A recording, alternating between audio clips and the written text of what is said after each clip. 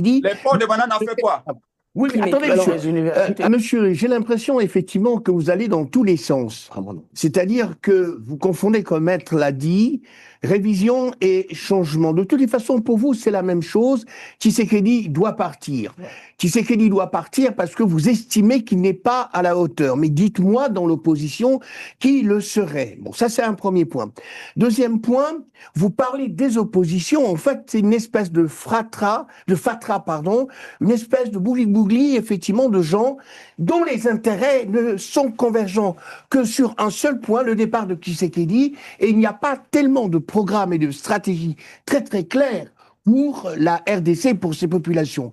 Vous parlez, en fait, de l'accès à l'eau, vous parlez de l'accès à l'hôpital, vous parlez de l'accès aux infrastructures.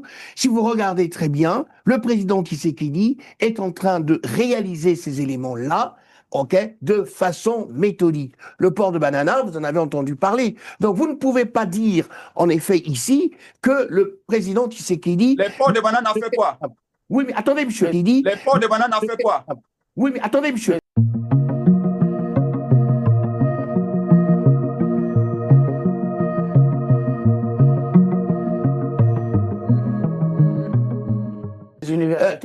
Et puis, il y a des universités qui sont effectivement inaugurées. Donc, vous ne pouvez pas dire qu'il ne fait rien. Votre problème, c'est que vous avez trop de prétendants à l'élection présidentielle.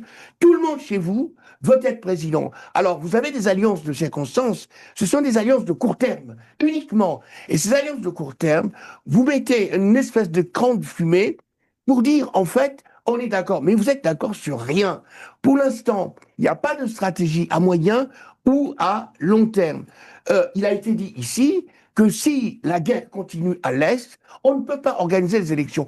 Quelle est votre réponse stratégique et politique face à cette question?